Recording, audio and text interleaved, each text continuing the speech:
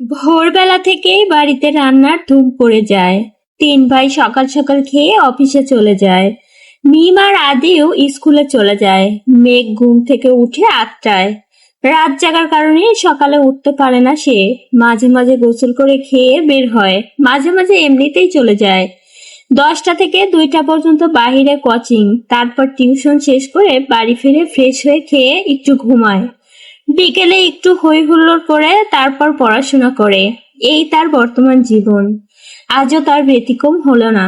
খেয়ে কোচিং এর উদ্দেশ্যে বেরিয়ে পড়েছে। বাসার গাড়ি তাকে দিয়ে আসে, আবার কল দিলে গিয়ে নিয়ে আসে।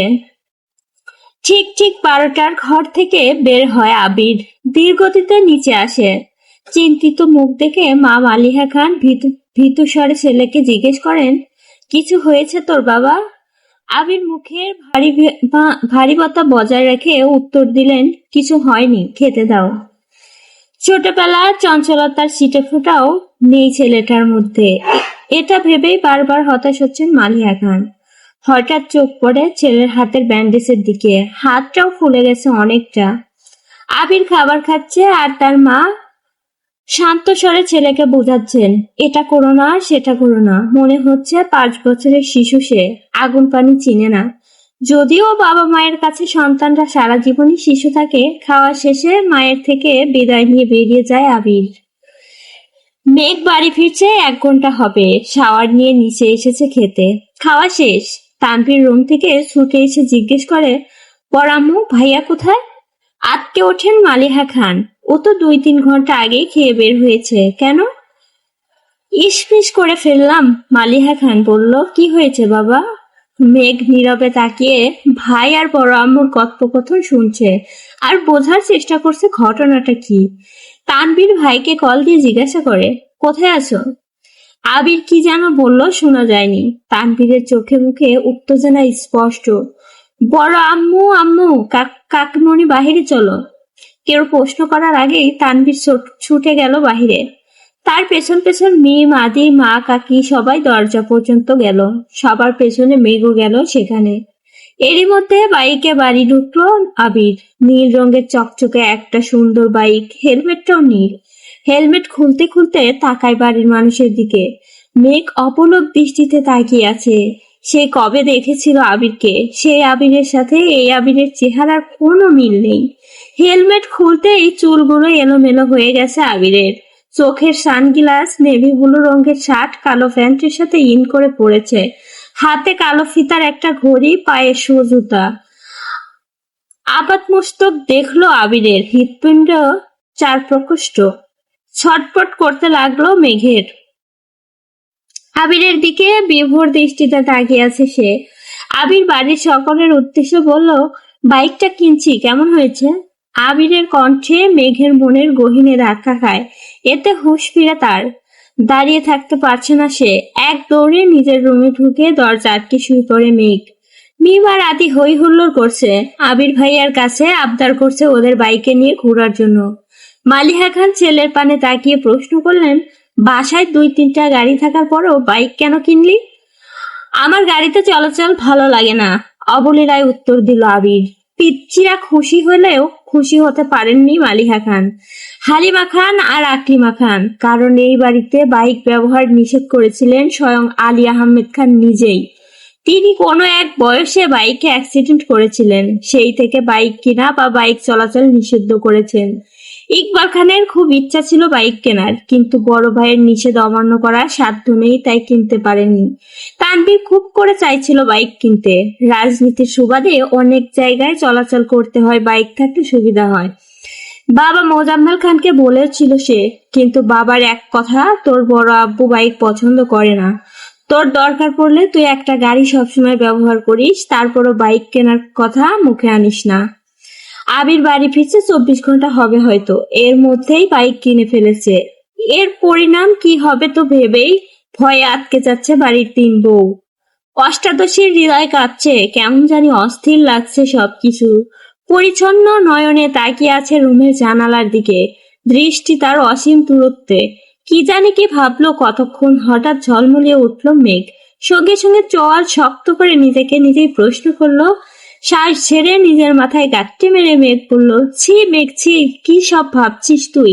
কেউ কি তার চাচাতো ভাইয়ের উপর ক্রাশ খায়? ভালো ভদ্র হলেও মানা যেত, এমন গুরঙ্গ গম্ভীর বদমেজাজি হিটলার স্বভাবের কেউ কি কারো ক্রাশ হয়? যে ছেলে 10 বছরের মেয়ের গায়ে হাত তুলতে পারে সে আর যাই হোক আমার ক্রাশ হতে পারে না। এটা ভাবতেই মেঘের বুক ভেসে আসে কষ্টে। নিজেকে স্বাভাবিক করতে মোবাইল হাতে নিয়ে কল করে মেঘের সবচেয়ে কাছের বান্ধবী বন্যাকে। প্রথম কল দিতেই রিসিভ হয় কল। বন্যা, আসসালামু আলাইকুম, কেমন আছো বেবি? মেঘ বলল, ওয়ালাইকুম আসসালাম, আলহামদুলিল্লাহ ভালো আছি, তুই কেমন আছিস? বন্যা বলল, হঠাৎ আমার স্মরণ করার কোনো স্পেশাল কারণ আছে? তোর তো আবার ভাঙ্গা ফোন, ঠাস ঠুস বন্ধ হয়ে যাবে। এবার মেঘ রাগান্বিত সুরে এক প্রকার হুঙ্কার দিয়ে বলল, তুই আজ কোচিং এ আসিসনি কেন? কি যে একটা জিনিস মিস করছিস? বন্যা বলল, কি মিস করেছি বলে ফেলো বান্ধবী। এবার মেঘ বলল, এখন বললে কি আর সেই ফিলটা পাবি নাকি? আজব। আরে বেবি বলো, তুমি কাল শুক্রবারে কোচিং বন্ধ, আবার দেখা হবে রবিবারে, ততদিন সহ্য হবে না, বলে ফেলো প্লিজ। এবার মেঘ, আমার হাতে এখন আইফোন 13 প্রো ম্যাক্স। মেঘের কথা বন্যা এক বিন্দু বিশ্বাস করেনি। হেসে উড়িয়ে দিয়ে বলেছে, এখন বল, একটু পর বলবি 14 প্রো ম্যাক্স কিনতে যাচ্ছিস, যাকে তার ভাই একটা ভাঙ্গা ফোন দিয়েছে ব্যবহারের জন্য, দিনে 100 বার বন্ধ হয়ে যায়, তার হাতে নাকি আইফোন। তুই কি ঘুম থেকে স্বপ্ন দেখে উঠলি নাকি? মেঘের উৎফুল্ল মেজাজ আচমকাই বিগড়ে গেল। অভিমানী সুরে বলল, কাল আবির ভাই আসছেন বিদেশ থেকে, উনি নিয়ে আসছে আমার জন্য। তাই বল, না হয় তোর যে ভাই সে তোকে এই জীবনে ফোন কিনে দিত না, তোর বাবা দিতে চাইলেও সে আছাড় মেরে ভেঙে ফেলতো। ওয়েট ওয়েট, এই আবির ভাইটাকে যে তোকে ছোটবেলায় মেরেছিল সে? মেঘ মুখ কালো করে উত্তর দিল, হ্যাঁ আমার চাচাতো ভাই। তা তোর প্রতি এত মায়া হলো কি করে উনার? জানি না, শোন তোকে কি বলি। হ্যাঁ বল। আসলে আজকে বিকালে আবির ভাইকে দেখে ছোটখাটো একটা শখ খেয়েছি। মানে? কি সুদর্শন চেহারা, দাঁড়ানোর স্টাইল, লুক আর অগোছালো চুল দেখে আমার মনটা এলোমেলো হয়ে গেছে। আমি মনে হয় উনার উপর ক্রাশ খেয়েছি। মুখ ফুলিয়ে শ্বাস ছেড়ে একটু হতভম্ব হয়ে গুরুগম্ভীর সুরে বন্যা বলল, তোর মাথা ঠিক আছে মেঘ? তুই এত বছর যাবৎ বলছিস এই মানুষটা তোর শৈশব নষ্ট করে দিয়েছে, আজ কৈশোরে পা দিতেই এই মানুষটার উপর কাশ খেয়ে ফেলছিস? মানুষ রং বদলায়, কারণ অকারণে বদলায়, কথাটা এতদিন শুনেছি, কিন্তু আজ তোকে দেখে মনে হচ্ছে এই কথাটা 100% সত্যি। না হয়ে যাক, এত বছর শত্রু ভেবে এসেছিস, আজকে তার কথা অবলীলায় বলে যাচ্ছিস। বাহ মেঘ বাহ। মেঘের নীরবতা বুঝতে পেরে বন্যা আবার বলা শুরু করলো, এসব কোনো বিষয় না বেবি, হঠাৎ করে দেখছিস তো তাই আহামরি সুদর্শন লেগেছে, বিষয়টা মাথা থেকে ঝেড়ে ফেল, দেখবি সব ঠিক হয়ে গেছে। আমরা না দুজন দুজনকে কথা দিয়েছিলাম, একজন বিপথে গেলে আর একজন সামলাবো, ভুলে গেলি? স্পষ্ট বোঝা গেল মেঘের বদলে যাওয়া অভিব্যক্তি। সাহসা নিজেকে সামলে আচমকা প্রশ্ন করে বসলো, আমি কি দেখতে সুন্দর না? আমি কি কার ক্রাশ হওয়ার যোগ্য না? মেঘের আকম্বিক প্রশ্নে বন্যা কিছুটা হতভম্ব হলো। এরপর কয়েক মিনিট শুধু হেসেই গেল। স্বাভাবিক সুরে বলল, অবশ্যই তুই সুন্দর, ক্রাশ খাওয়ারও যোগ্য, কিন্তু তুই ছেলেদের ক্রাশ হতে পারবি কিনা সন্দেহ আছে। হতে পারিস রাস্তাঘাটের গাছগাছালির, রং চাটা দেয়ালের, গরু ছাগলের, ও হতে পারিস। রাগে ফুঁসতে ফুঁসতে কল কেটে দিয়েছে মেঘ, আর ভাবছে আজকাল সান্ত্বনা নিতে চাইলেও মানুষ মজা নেয়। যদিও বন্যার হাসির কারণটা খুবই স্বাভাবিক, মেঘকে বারবারই চোখে চোখে রেখেছে তানবীর সহ বাড়ির সকলেই।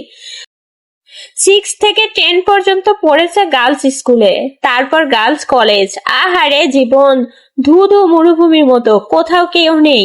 স্কুল কলেজের সামনেই বাসার গাড়ি থাকতো, বাসা টু স্কুল, স্কুল টু বাসা। কোনো ছেলে না দেখলে ক্রাশ কিভাবে খাবে? বোধ শক্তি হওয়ার পর মেঘ মনে হয় 2-3টা বিয়ে খেয়েছে কাজিনদের, যাকে বলে নামের বিয়ে খাওয়া। তানভীরের ভয়ে বিয়ে বাড়ির এক কোণে বসে থাকতো মেঘ।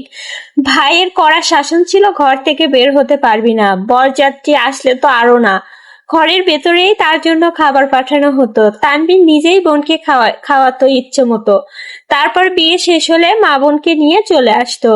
গায়ে হলুদের নাচা, গান গাওয়া, এমনকি মেহেদিও দিতে পারেনি কখনো।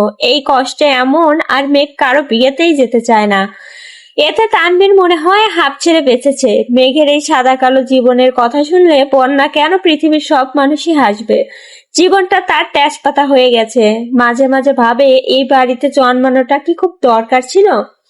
কয়েকবার বন্যা কল ব্যাক করেছে নিজের জীবনের হতাশার জন্য। মেঘ আর কল রিসিভই করেনি। বান্ধবীকে রাগ দেখিয়ে কি হবে, জীবন যেখানে যেমন তা মানতেই হবে। মেঘের বেস্ট ফ্রেন্ড হওয়ায় খেসারত দিতে হচ্ছে বন্যাকেও। মেঘের সাথে সাথে বন্যাকেও চোখে চোখে রাখে তানভীর। কথায় আছে সঙ্গ দোষে লোহা ভাসে, সঙ্গ খারাপ হলে মেঘও খারাপই হবে। তাই সবসময় বন্যার পিছনে লোক লাগিয়ে রাখে। শুধু বন্যাই না, আরো দুজন বান্ধবী আছে মেঘের, একজন পাখি আর একজন মায়া। ওদেরকেও নজরে রাখে তানভীর। বোনকে সব দিক থেকেই প্রোটেক্ট করাই যেন তার প্রথম এবং প্রধান কাজ। আবির বিকেল থেকে ঘুমাচ্ছে। সন্ধ্যা 7টায় ঘুম ভাঙে আদির ডাকে। নিচে আবিরের আব্বু আর মেঘের আব্বু বসে আছেন। আবির বাইক কেনার কথা শুনেই তাড়াতাড়ি চলে এসেছেন অফিস থেকে। আবির ঘুম থেকে উঠে চোখ মুখে পানি দিয়ে টাওয়েল দিয়ে কোনো রকম মুখটাকে মুছে তৎক্ষণাৎ রুম থেকে বের হয়। সে তার বাবাকে খুব ভালো করে চিনে, ডাকার সঙ্গে সঙ্গে উপস্থিত না হলে বাড়িতে তাণ্ডব শুরু করে দিবেন। আবিরের চোখে মুখে ঘুমের প্রভাব স্পষ্ট। ব্যস্ত পায়ে হাঁটছে সে। আচমকা এলোমেলো পায়ে ছুটে রুম থেকে বের হয়ে মেঘ চুলগুলো আগাচ্ছিল। আকম্পিক ধাক্কা এড়াতে চটজলদি নিজেকে নিয়ন্ত্রণ করে। অগ্নি দৃষ্টিতে তাকায় আবির। তৎক্ষণাৎ মোটা ভ্রু যুগল শিথিল হয়ে যায়। অমত্ত চেয়ে রইল সে। এক মুহূর্তের জন্য মস্তিষ্কে থমকে গেছে আবিরের। দৃষ্টি তার ফোরাস মোকা হাঁটা থামাতে শ্বাস ভারী হয় আবিরের। কালো জামা পরিহাতে এক ললনার দিকে দৃষ্টি পড়ে। আপাদমস্তক দেখলো একবার কালো জামাতে, যাকে অস্পৃশ্যার ন্যায় লাগছে। এলোমেলো চুলগুলো তার কোমর ছাড়িয়েছে। চুল দেখে মনে হয় জীবনানন্দ দাশের বনলতাকে উদ্দেশ্য করে লেখা। চুল তার কয়েকবার অন্ধকার বিদেশের নেশা। দ্রুত গতিতে থামাতে গিয়ে মেঘের ছোট দেহে কম্পিত হয়। দৃষ্টি পড়ে 6 ফুট লম্বা মানুষটার বুকে। মেঘ মুখ তুলে তাকায় সেই মানুষটার চেহারার পানে। আবিরের চোখের দিকে বিস্মিতার নয়নে তাকিয়ে আছে মেঘ। পলকও পড়ছে না একটিবার। আবিরের চোখ মুখে ছিটানো পানির চাপটা এলোমেলো চুলগুলো থেকে চুইয়ে চুইয়ে পানি পড়ছে, যা তার পরনের সাদা টি শার্ট অল্প স্বল্প ভিজিয়ে দিচ্ছে। সেদিকে খেয়াল নেই আবিরের। আবির কয়েক সেকেন্ড স্তব্ধ থেকে হঠাৎ চোখ সরিয়ে পুনরায় ধারণ করে সে বেগে হাঁটতে যায় সিঁড়ির দিকে। পেছন থেকে অষ্টাদশীর কোমল কণ্ঠডাক শুনে থমকে দাঁড়ায় আবির। তবে পিছনে তাকানোর প্রয়োজন মনে করেনি সে। মেঘ ভয়ার্ত কণ্ঠে বলে, থ্যাংক ইউ আবির ভাই। আবির শুনলো কি না জানে না। এক মুহূর্ত দাঁড়িয়ে যথারীতি ব্যস্ত ভঙ্গিতে নিচে নেমে যায়। মেঘ ঠায় দাঁড়িয়ে আছে দরজার সামনে। থরথর করে কাঁপছে মেঘের হাত পা। মেঘের মনে হচ্ছে ভো ভো করে ঘুরছে সমগ্র পৃথিবী। কেন জানি দাঁড়িয়ে থাকার শক্তি পাচ্ছে না মেয়েটা। নিজেকে নিয়ন্ত্রণ করতে তাড়াতাড়ি দেয়ালে ঠেস দিয়ে দাঁড়িয়েছে। এতগুলো বছর পর আবিরের চোখে চোখ রাখলো। ভেতরটা ভয়ে আটকে উঠছে বারবার। আন্তরাত্মা শুকিয়ে যাচ্ছে মেঘের। সোফায় বসে আছেন দুই ভাই। বাড়ির মহিলা রান্নাঘরের কাজে ব্যস্ত থাকলেও নজর তাদের এদিকে। কি হবে কে জানে। আলী আহমেদ খান নিজের গাম্ভীর্যতা বজায় রেখে এক প্রকার হুঙ্কার দিয়ে প্রশ্ন করলেন, তুমি নাকি বাইক কিনেছো? এই কথায় হুঁশ ফেরে অষ্টাদশী। কিছুটা স্বাভাবিক হয়ে দুই পা এগিয়ে বারান্দার সাইডে দাঁড়িয়ে নিচে তাকায় মেঘ। নিচে সোফায় বসা আব্বু আর বড় আব্বু। তাদের থেকে কিছুটা দূরে দুহাত ভাঁজ করে স্টান হয়ে দাঁড়িয়ে আছে আবির। জি, ভাবলেশহীন ভাবে উত্তর দেয় আবির। কিন্তু কেন? পুনরায় হুঙ্কার দেন তার আব্বু। আমার ভাই আমার বাইক কেনার ইচ্ছা ছিল তাই কিনেছি। তুমি জানো না এই বাড়িতে বাইক কেনা বা চালানো নিষেধ? এবার প্রশ্নটা চাচ্চু মোজাম্মেল খান করেছেন। হ্যাঁ জানি। 20 থেকে 30 বছর আগে কি ঘটে গেছে তা নিয়ে আতঙ্কে থাকার কোনো মানে হয় না। যদি কপালে খারাপ কিছু লেখা থাকে তাহলে সেটা 7 সমুদ্র পাড়ি দিয়েও হলেও আসবেই। সেটা আমি ঘরে বসে থাকলেও হবে আর গাড়িতে চলাচল করলেও হবে। তোমরা দুই ভাই কি নিজেদের মর্জি মতো চলবে? আলী আকবর খান রাগান্বিত সুরে প্রশ্ন করলেন। বাইক কেনা যদি নিজের ইচ্ছা মতো চলা হয় তাহলে আমি দুঃখিত আব্বু। এই ব্যাপারে আমি নিজের মনের কথা শুনবো। আমাদের নিজস্ব 3টা গাড়ি আছে। এত গাড়ি কেন কিনলাম তোমাদের জন্যই তো, মোজাম্মেল খান কোমর সুরে বললেন। গাড়িতে চলাচল আপনাদের ইচ্ছা, তাই আপনারা গাড়ি কিনেছেন। আমার গাড়িতে চলাচল করতে ভালো লাগে না, তাই আমি বাইক কিনেছি। এটা নিয়ে এত কথা বাড়ানোর কি আছে চাচ্চু? তোমাদের বাইক সম্পর্কিত জেরা শেষ হলে আমার তোমাদেরকে একটা গুরুত্বপূর্ণ কথা বলার আছে। আবিরের আব্বুর দিকে তাকিয়ে কথাগুলো বলল। এতক্ষণ বাড়ির মহিলা রান্নাঘরে থাকলেও এবার আর থাকতে পারলো না। এক ছুটে সবাই ড্রয়িং রুমে চলে এসেছেন। মেঘ তীক্ষ্ণ দৃষ্টিতে তাকিয়ে আছে আবিরের দিকে। এই বাড়িতে এত বছর কাউকে গলা উঁচু করে মুখের উপর কথা বলতে শুনেননি সে। তানভীর ভাইয়া যত মেজাজ দেখিয়েছে সব মেঘের উপর। বড় আব্বু বা নিজের আব্বুর মুখের উপর কথা বলার সাহস হয়নি তার। আবির ভাই 2 দিন হলো এসেছে, আজই বাবার মুখের উপর নিজের মর্জি শোনাচ্ছে। এখন মেঘের মনে হচ্ছে উনি হিটলারের থেকেও বড় মাপের কিছু। মনোযোগ দিয়ে বাকি কথা শোনার চেষ্টা করছে মেঘ। এবার আবির বলল, আব্বু চাচ্চু, আমি অনেকদিন যাবৎ চিন্তা ভাবনা করেছি নিজে একটা কোম্পানি শুরু করার। তোমরা অনুমতি দিলে কাজ শুরু করব। মোজাম্মেল খান ও আলী আকবর খান দুজনের মাথায় যেন আকাশ ভেঙে পড়েছে। এত বছর ছেলেকে বাহিরে রেখে পড়াশোনা করেছেন, দেশে এসে নিজের ব্যবসার হাল ধরবে। দেশে পা দিতেই সে নিজের কোম্পানি খোলার চিন্তা ভাবনা করেছে ছেলে। মোজাম্মেল খান চিন্তিত কণ্ঠে বললেন, আমরা তো ভেবেছিলাম তুমি পারিবারিক ব্যবসা এগিয়ে নিয়ে যাবে। আবির কিছু বলার আগে আলী আকবর খান বলে উঠলেন, ঠিক আছে, তুমি পড়াশোনা করে এসেছো, তোমার নিজস্ব মতামত গুরুত্ব আমরা অবশ্যই দিব। তোমার নতুন কোম্পানি নিয়ে আমাদের কোনো আপত্তি নেই, তবে আমার একটা শর্ত আছে। তুমি আমাদের কোম্পানির সিইও হবে। আগামীকাল শুক্রবার অফিস ছুটি, তাই তুমি শনিবারে অফিসে যাবে। তোমাকে অফিসিয়ালি সিইও পদ দেওয়া হবে। তারপর তুমি আমাদের অফিস সামলে যদি নতুন কোম্পানি শুরু করে প্রতিষ্ঠিত হতে পারো, তাতে আমাদের কোনো আপত্তি নেই। Best of luck my boy.